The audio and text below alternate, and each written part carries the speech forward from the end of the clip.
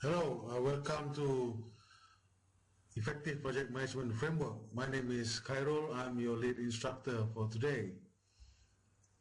So I hope you enjoyed the video and the animation. This is a revised or rather an upgraded version of the program. Welcome to Lecture 1. So I suppose by now you are very clear about what is project and why you are in project. So basically in today's business, project is a must. This is in business, in government, schools, clubs, societies, ministries, even in our life. We can make it as a project. There are three reasons for this development. To me, this is a good development. One, because in project you can tie goals, and you can set measurements. I think you know that. You can dedicate resources to it, where you can put small resources or you can put big resources depending on the size and impact of what you want to achieve from your project. And the final one, which is very important, and I think my personal favorite, is you can make corrections and do a closure for projects. Sometimes when you don't have a closure or you don't have an opportunity to make correction, certain project can be very toxic and sickening. So what is a project? It can be anything with these three triple constraints, as you see in the animation just now: time, scope or the outcome, as well as cost and wages and infrastructure. So project actually is manageable. Don't be afraid of project, because it is supposed to be helpful and to help you to achieve the goals.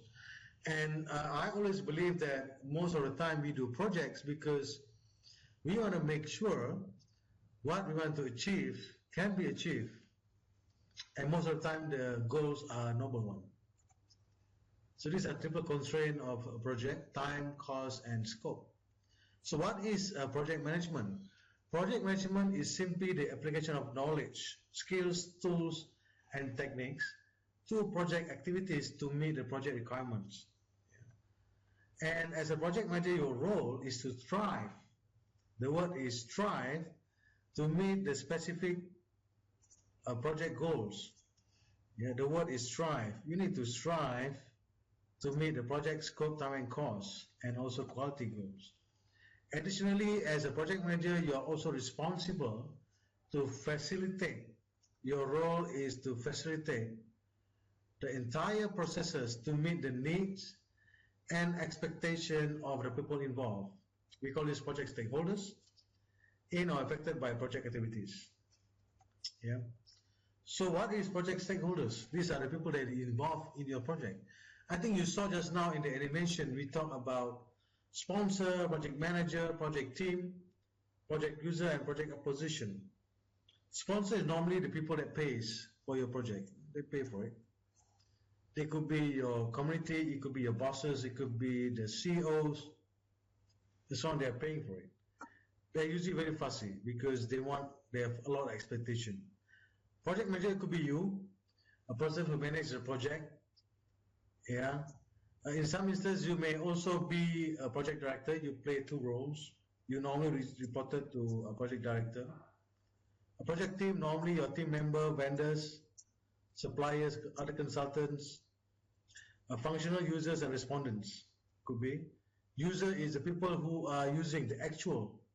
It can be like this. Let's say in an IT project, you are the project manager, you're dealing with a particular organization as in the project structure, but the IT solution is developed for actually maybe parents. So the parents are users. They actually may not or may be in your project team, but most of the time they are outside your project team, but they are the users. They use the program.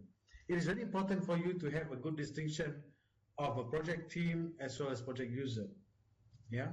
And project opposition is not a formal role, definitely, but you want a portion as a project manager.